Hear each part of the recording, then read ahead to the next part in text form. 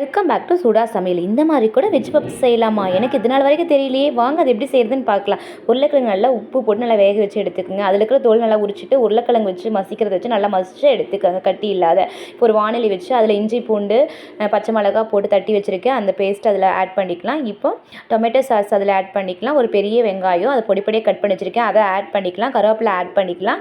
கரம் மசாலா பொடி 1 table spoon, Kashmir chilli வந்து 1 table spoon add பண்ணிக்கோங்க.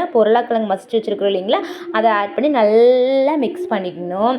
இப்போ மிக்ஸ் ஆகிடுச்சு. இதை ஸ்டவ் ஆஃப் பண்ணிவிட்டு கொஞ்சம் ஆற விட்டுட்டு கொத்தமல்லி தழை போட்டு நல்லா இந்த ஓவல் ஷேப்பில் வந்து நம்ம என்ன பண்ணலாம், நல்லா ஓவல் ஷேப்பில் உருண்டை பிடிச்சி வச்சுக்கலாம். இப்போ சைட் பை நம்ம சப்பாத்தி மாவுலாம் பிணையும் இல்லைங்களா, அந்த மாதிரி சப்பாத்தி மாவு வந்து பிணைஞ்சு எடுத்துக்கோங்க. அது நான் எண்ணெய் வந்து கொஞ்சமாக தான் செஞ்சுருக்கேன், 3 பீஸ் வந்திருக்கு. இந்த மாதிரி தேய்ச்சி எடுத்துகிட்டு இதை வந்து கத்தி வச்சு நல்லா இப்படி கட் பண்ணிக்கோங்க. இது வந்து ரெக்டாங்கிள் ஷேப்பில் வந்து கட் பண்ணிவிட்டு இப்போ அதை வந்து ரோல் பண்ணணும். அந்த உருளைக்கிழங்கு மசாலா வச்சு ரோல் பண்ணணும். ரோல் பண்ணிவிட்டு அந்த எட்ஜில் வந்து அந்த கோதுமாவை தண்ணி ஊற்றி கரைச்சி வச்சுருக்கீங்க, அதை வந்து இதில் வந்து தொட்டு இப்போ அந்த எட்ஜில் வந்து தடவினோம்னா இப்போ வந்து அதை ஒட்டிக்கும். இப்போ இந்த மாதிரி எல்லாத்தையும் பண்ணி வச்சுக்கலாம்.